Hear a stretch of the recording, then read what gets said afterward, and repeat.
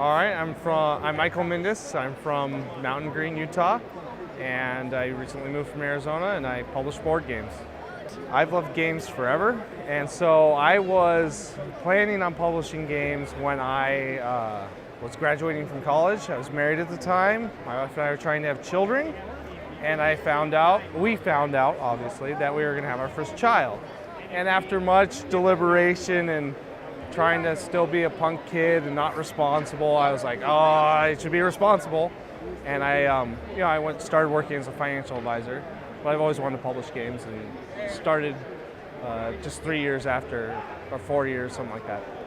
Okay, so the first time we used Kickstarter was for Eminent Domain, and we had published out of my savings, out of my success for being a financial advisor, Homesteaders and Terra Prime and Jab and Train of Thought and Village. Those last three were on the way, and we were playing a game that Seth had designed called Eminent Domain. And this game is amazing. It's like my favorite game almost ever, and I don't have any money. No! And so it was going to be like a year and a half, and said, well, and this was the pitch on Kickstarter, because this is like dinosaur Kickstarter, and it's like, okay, here's the game, it's amazing, and here's stuff so you can print it out. That came later, actually. I wasn't even in the pitch, and it'll be a year and a half before we can do it. You should back it so we can do it now and give it to you now because you want it. That's all, pretty much what I said. People could search it out and see the most embarrassing stuff ever and good results. It was awesome. Have an audience before you start. Any way that you can.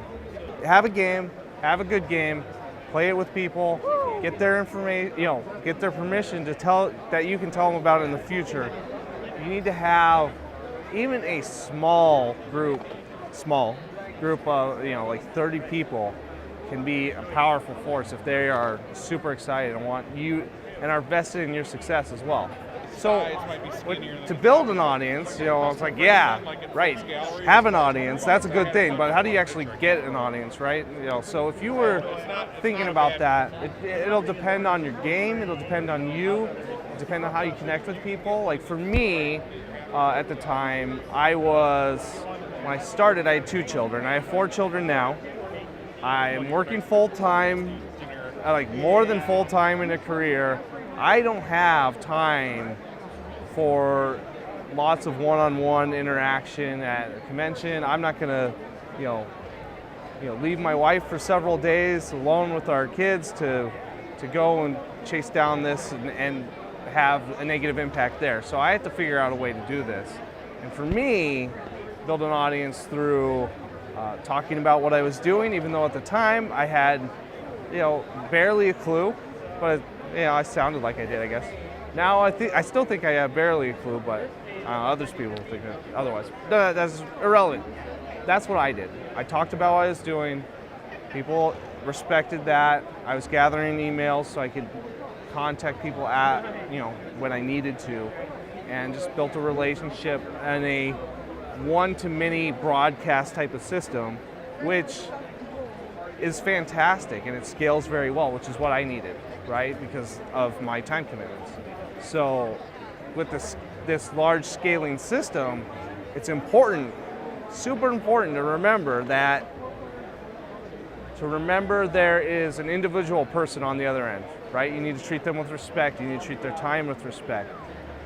As soon as you start thinking about, hey, I'm emailing 8,000 people, and if I send 8 emails in this month, then 2% of the people will buy this, and I'll get this kind of revenue. No. It's a way to do it, but you need to have a huge amount of emails if you're doing that. People have businesses that way. It doesn't work for me, right? What I want is an increasing group of people that trust us to make good games and to treat them right, and then I figure things will work out. So, I'm having success on Kickstarter as a game publisher, right?